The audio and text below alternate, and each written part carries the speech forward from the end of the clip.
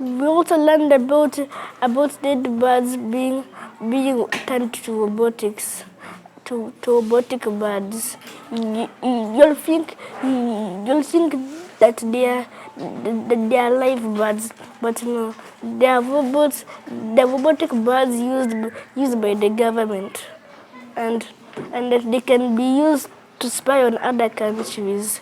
9-year-old Emmanuel Shungula from Citadel Junior Academy in Voi illustrates a pinch of the vast knowledge he's gathered during his schooling away from school on matters technology. He is among more than a dozen other students of different ages taking part in a robotics class that is facilitated by Muru Technologies at the PCA St. Steve's Academy. The program, as the CEO for Muru Technologies puts it, seeks to impact students to build solutions and solve community challenges in sectors that cut across agriculture, health and logistics. Many people have been asking why we are doing it for kids, and yet there are youths out there. It is because we found out that these kids during their vacation, they are really getting busy into social media, and basically they go online and start watching cartoons, and sometimes those ads which come there, they are not good for their age. So what we decided is we keep them busy into this robotics training. Apart from keeping them busy, we are triggering them into the interest of the future of technology. They are not only using their hands, but also they are using their brains and also their heart into working. So through that, they are not laborers, but now they are becoming assets. My dream was to become a robotic engineer one day, and it still is. I think if I put more effort and continue learning, I can one day start my own factory producing robots, and I can earn a good amount of money. There are a lot of programming areas like the Scratch.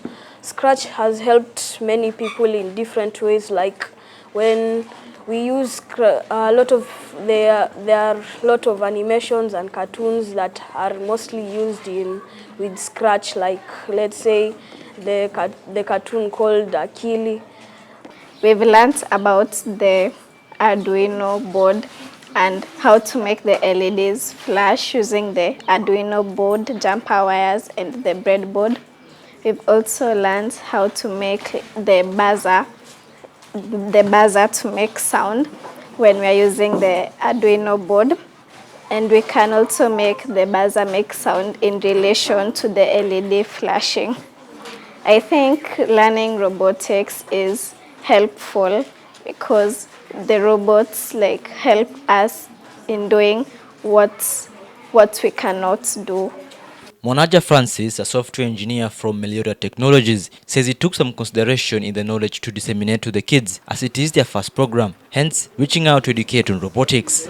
Growing up and didn't have to see real life application or real life development of robotics, but getting to know how to put together Arduino and all those boards actually it's a great thing to teach to children. Being able to write a code that can do something will open up opportunities for them in future. For instance, when they go home and they hear the buzzer in the microwave, they will understand it's not magic.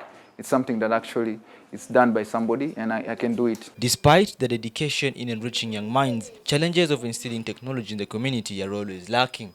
Most of the time we push the board to have such machines, either the computers, but when it comes to public school, it is somehow disadvantageous because you cannot have an ICT class just in theory form.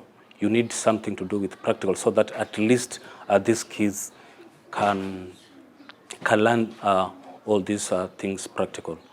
Actually, people, when they hear about robotics and artificial intelligence, what they think is that it's coming to replace humans. And indeed, it's doing what human beings we can do, and it's actually thinking faster than how we could because it's fetching information from different sources. But this is the thing. Artificial intelligence and robotics, they're actually here to improve productivity of humans. Anthony Kimori, reporting for Tavo Media.